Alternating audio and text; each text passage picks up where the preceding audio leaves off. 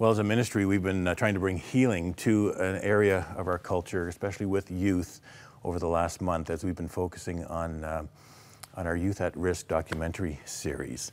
Paul Robertson is a youth culture specialist who's been working with youth for close to 40 years. He serves with Youth Unlimited in Toronto, and his seminars called Understanding Today's Youth have been presented to thousands of social workers, professional groups, civic leaders, parents, educators, and pastors.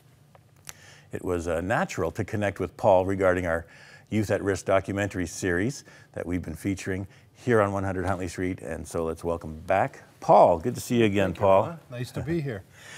Paul, close to 40 years of working with youth. I'm sure you've seen a lot through the years, but what might be some of the common denominators of kind of the youth needs that continue even today?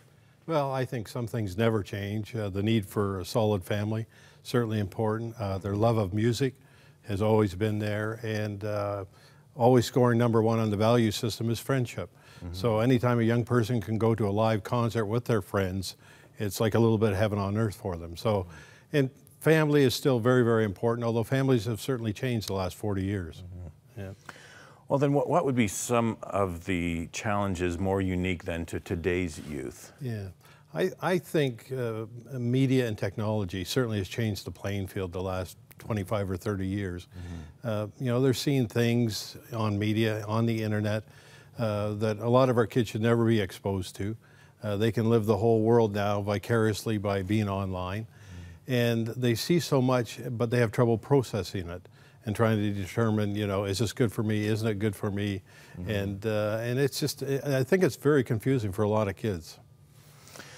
Now, you're familiar with the documentary series that we've produced here. In fact, you're featured in one of them as an expert in the one on suicide.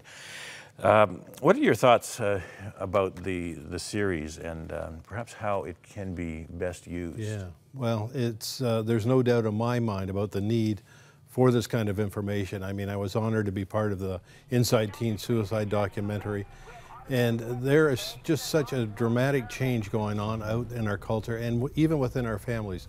And I would say the last 5 years, I have seen more, for lack of a better word, darkness happening within Christian families, where they're struggling with significant issues that it used to always just be like the other family.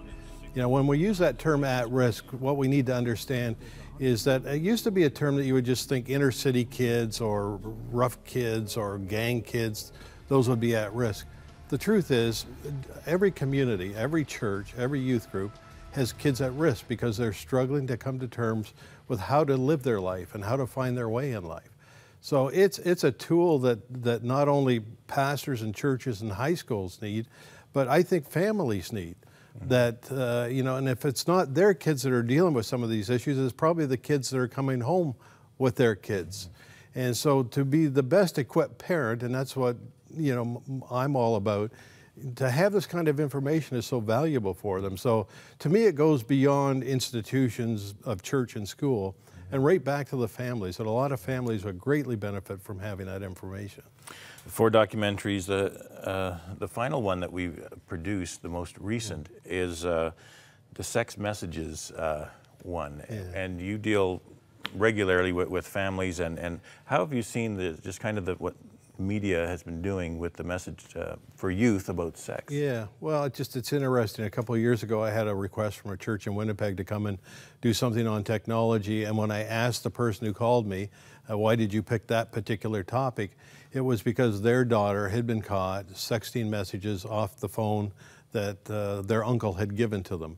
And it wasn't even a cell phone, it was just an iPod Touch, but had the capabilities of taking pictures and putting them out there.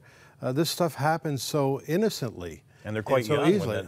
Oh, yeah, and I think part of the challenge for Christian families is we don't really think about the implications of this technology when we bring it into the house. But it gets there, and it's like Pandora's box. You open it up. So many young girls trying to figure out or determine their identity based by what they're putting out there. Instead of just feeling loved and secure within their family context, it's like all these pictures we put out there. And do people like us or don't people like us? And they're really forming their identities based on the number of likes or dislikes they're getting on all the stuff they're putting out there. And it's what the media, Hollywood, and the producers are putting out there as well, that's bombarding the minds of these young people and distorting the way God intended us to understand sexuality. We could go on for a long time, but I know that we want to connect with you, with Youth Unlimited, in helping us to try to get these into many hands. Absolutely, and I know our national office is behind this project, that we work predominantly with churches and then into the community, and we will be spreading the word that these are available, that they can click on our website to bring them back to yours to get this kind of information, because one of our values is equipping the local youth workers and equipping the parents to understand culture, to be best equipped to help their kids get through some of these critical issues. And certainly the 4 issues that you've covered there would be probably the most common issues I'm seeing in culture in terms of stuff that parents are wrestling with. Well, Paul, many over the last month have been helping us with a donation of $100 that gets this 4 DVD box set into the hands of youth influencers right across North America, and over coming months we're going to be making sure that that is happening, and so your support is making a big difference. Paul, thank you for coming and chatting with us, and God bless you in the ongoing work of Youth Unlimited.